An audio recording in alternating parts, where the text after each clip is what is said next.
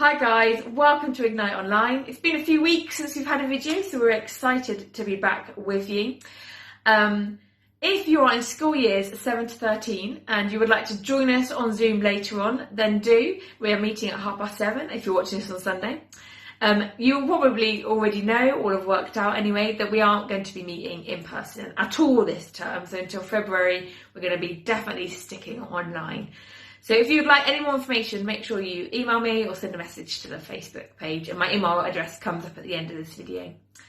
So let's start Ignite like we start every Ignite session, and with a prayer. So Lord Jesus, we lift up this evening to you, Lord. Lord, we pray that you will speak to us through the conversations on this video or through activities and conversations that we have on Zoom later. Lord, I thank you for who you are, and Lord, I thank you that you never change in a world that's forever changing. Amen. So we are starting a new series of videos for you, which is going to be slightly different this time. This time we want to be sharing a bit of our faith with you, but we also want you guys to be sharing your faith with us. So this time we're going to have a whole series of kind of interviews with some of the leaders, some people from our churches, and hopefully with some of you guys to have a chance to share with each other our experiences of God, things we've learned from God, maybe our favourite worship songs and our favourite Bible verses and things like that. So this time it's really a time to discover more from each other and learn from each other's stories about their faith and about God. But we're going to start this series of videos with me and Johnny having a little chat. For once, we remained pretty serious, so not us being silly. Over to me and Johnny. So me and Johnny are chatting about our faith and just sharing our story, really. So Johnny, you and me, we've both grown up in St Paul's pretty much all our life. Yeah. So what would you say, how did you come to faith? Like, is it just because you've been in church all your life that you kind of have a faith, or what happened for you? Yeah, sort of. I mean, I would say, as you say, like I've grown up in church, and so it's kind of always been there. But for me, the turning point for me was the first time I went to Soul Survivor, and I just remember like the first year just going into the big top, and pretty much every evening I would like just come out and I'd be crying, like I was a complete mess, and like it wasn't sad, it wasn't bad, it was just this overwhelming. And I just remember at that point thinking like, oh, this is something I want to be part of rather than just something that is part of my life. It's just seeing like so many other Christians just outside of like your normal little bubble. Yeah. So that for me, that was, I guess, seeing thousands of people your own age who have that same faith. Yeah, that was kind of the point in my life. I guess you could say, I sort of chose to be a Christian and have a faith rather than just having it because it was part of my life. Was it an easy decision? I think at that point in time, yes, it was. But that doesn't mean it's been easy since then. There's been really difficult times. But it is still a choice that I made, even when they're like, oh, I don't know. Yeah. What about you?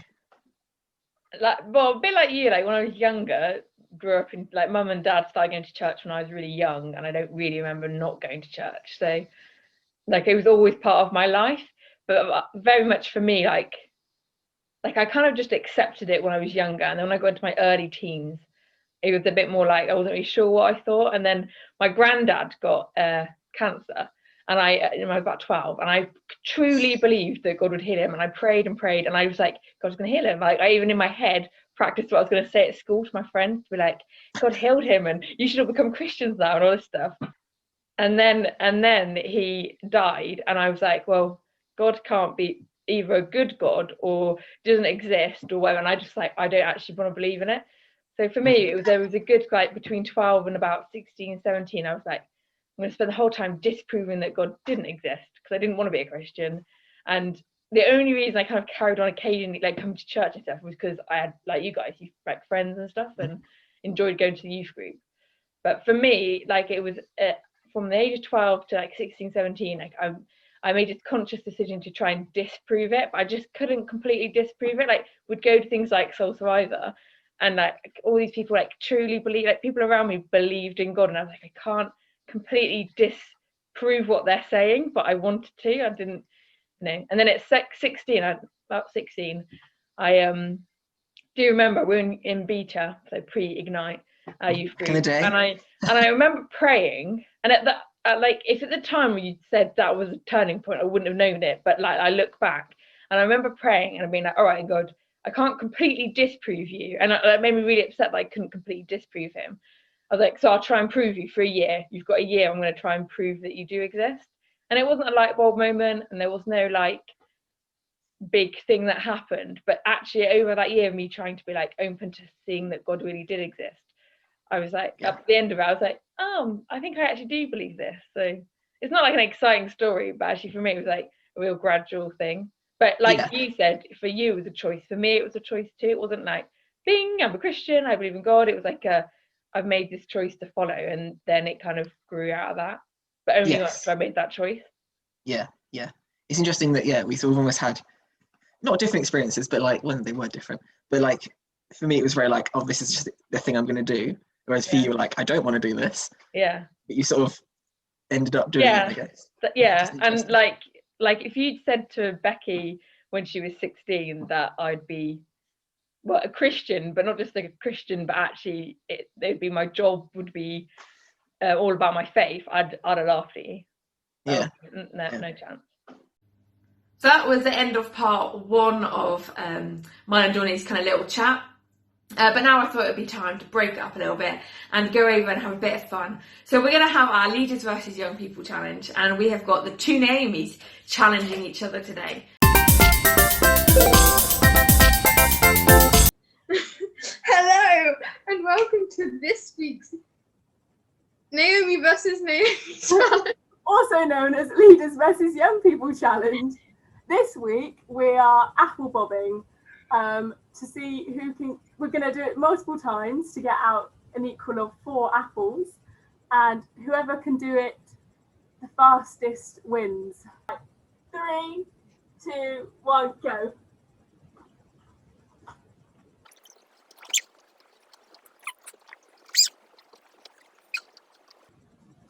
Done!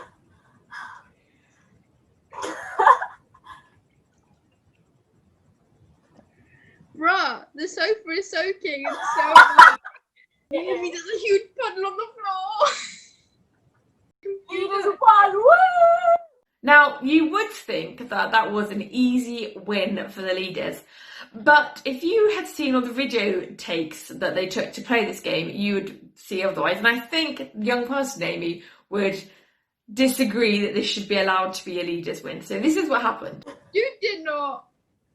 I demand a rematch because you demanded a rematch. First it was my receptacle and then it was my technique. Oh, I feel like I might give myself a nosebleed from all that water. I'm like I'm drowning. I finished. And again. I've done it 4 times. You didn't take it out. Yeah, I have. Are you actually?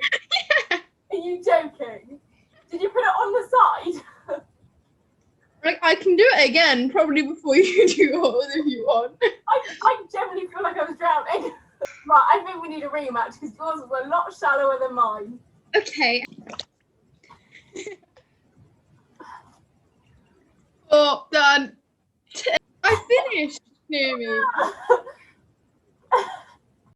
2 other games were played, and Naomi, young person Naomi, won both of them. Naomi, leader Naomi, declared they didn't count because Naomi wasn't playing by the correct rules, but leader Naomi didn't tell her the rules beforehand, so it's kind of Naomi's fault. So as the adjudicator of these games and challenges, I'm going to call this one a draw. Go over to the lovely Sophie, and Sophie is going to share with us today her favourite Bible verse.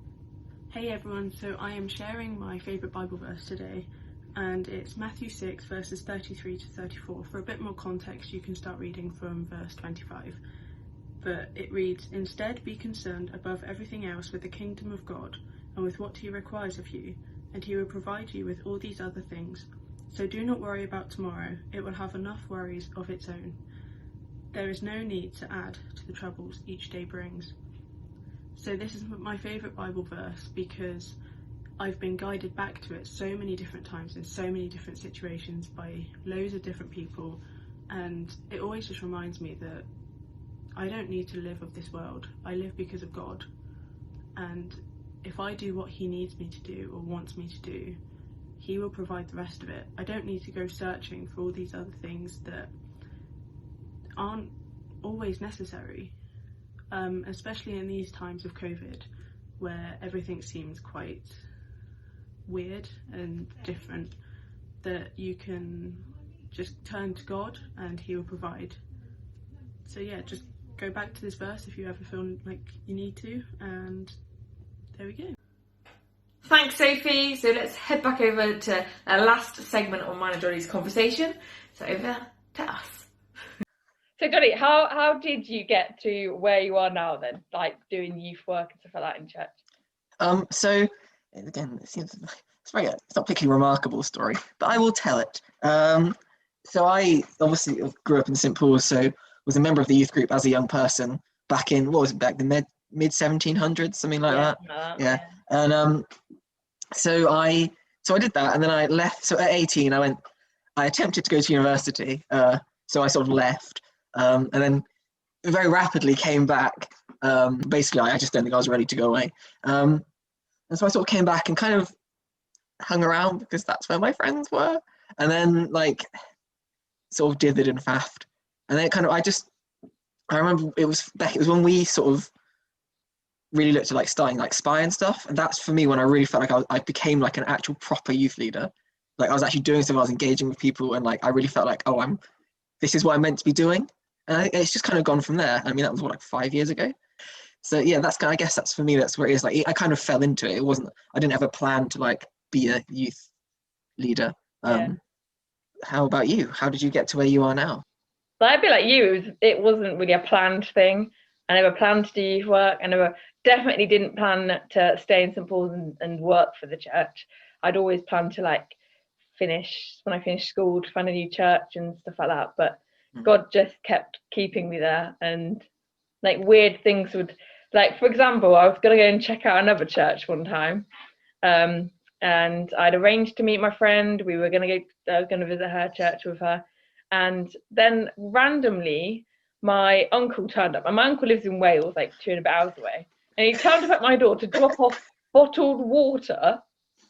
Which of course he was get in Wales. Yeah, so, and he knocked on the door, and it was like 8 a.m. It was early, like it wasn't. Yeah. And I had like probably an hour and a half, 2 hours before I had to leave to go to church. And he was stood at my front door, and I was like, invited him in, and he was like, no, I can't stop. And I was a bit like in my head thinking, oh, that's a good thing because I need to go out anyway. And he was like, I can't stop. And then he proceeded to stand on my doorstep and have a conversation with me and my twin for like nearly like an hour and a half. Which then I missed the train, and then I went into church that day, and like I just had this real sense of God being like, this is where you're meant to be, like, you know. Yeah. But I had quite a few instances of like trying to visit other churches, and every time something weird, like your uncle turning up to drop off water. What's that about? Is. I mean, that in itself is an unusual event. So then I kind of decided, okay, I'd finished school. I didn't do uni like all my other friends did, so I'd kind of was working other jobs and stuff, and just in my spare time had kind of started just helping with the youth stuff. And then fast forward a few years, it was like it kind of took over my life a little bit, and then fast forward a few more years and it was my job. So it was your job. Yeah, it's a funny old thing, isn't it, following Jesus? It is, particularly I think when, like, for both of us, obviously like there's nothing that you've just told me that I didn't really kind of know, but that's fine. But like, there's nothing mind blowing in either of our stories. It's not like, oh, I was, I don't know, an awful, like a terrible person. Then like I had like a, experience where like I really met God, or like that really like light bulb moment. Yeah. Where everything like turned around. It was just very much like, oh, I was kind of going along, and then it just kind of happened in my life, I guess. Like I have moments I could look back on now and be like, God was doing something there, or God did something at that point. But at the time I didn't know it. It's not until I look back and I'm like, oh, that's why that happened. That's why God did this and put me in that situation. I guess as well, like, it's just for both of us. Like, I think it's for a lot of people. The people that whose stories you often hear about are the ones where there's like a big U-turn.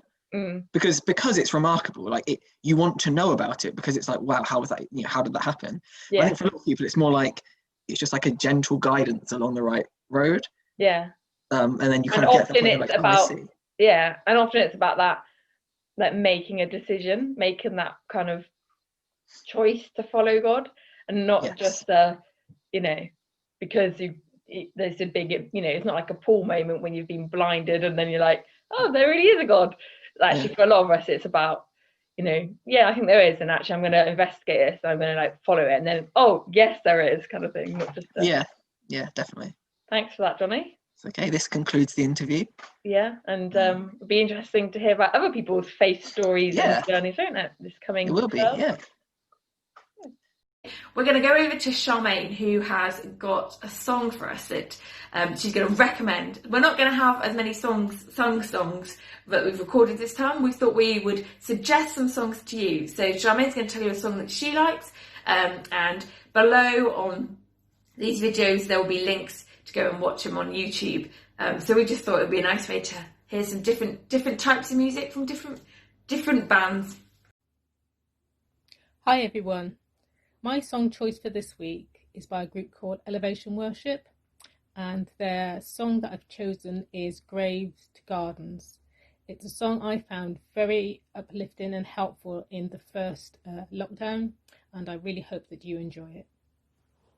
And you guys have asked if we will bring back the Bible verse challenge and the challenge for you to do each week. So this week, your Bible verse that we want you to try and memorise, and if you can memorise it, tell us it next week, is the one that Sophie's just read. So we're going to do the second half of it, which is Matthew chapter 6, verse 34, which says, "Therefore do not worry about tomorrow, for tomorrow will worry about itself. Each day has enough trouble of its own." So that is your memory verse to remember for next week. And your challenge for this week, now this one you can interpret how you like. So you can get creative or whatever you would like to do. Your challenge is to show us the most impressive thing. So it could be something you've made, something you've achieved, something that we'd go, wow, that's impressive. And like usual, we're going to have our running scoreboard going on throughout the term. So bring your object or whatever it is you've made to Zoom with you next week and show it to us to enter the competition, or send me a picture beforehand and I can show it at Zoom. And at Zoom, you guys will pick your winning entries for that week. So I look forward to seeing you hopefully very soon on Zoom. I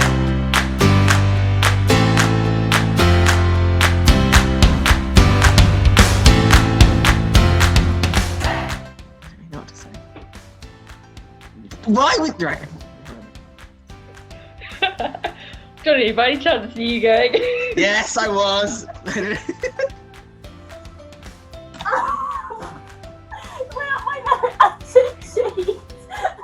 can cut it out if it's Because I rubbish. want to say, oh, thanks, Becky, but you're sat there, so it doesn't See work. it. That's my impression of you. I've just realised that my impression I did of you, Beck, was almost exactly the same as my impression of, like, a small angry dog. You put mouthwash on your face. Yeah, I did do that, yeah. Not, like, all over. I just on my hands and went like that. I was like, hang on a minute, this is wrong.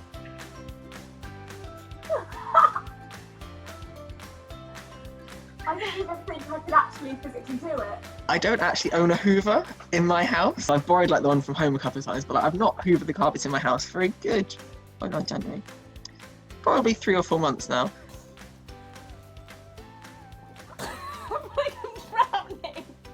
Like the smell of cow breath. I do like the smell of cow breath. It is a nice smell. I've never sniffed a cow's breath, so I wouldn't know. Oh, so all these years you've mocked me for it, and you don't actually know what it smells like. But why would you go around sniffing a cow's breath? I don't sniff it, but like if you're stood by a cow and it breathes on you, you smell it. That's true, I suppose. I don't know. Anyway, I feel like we've digressed quite far from where we We have started. started talking about Jesus and end with you talking about cow breath.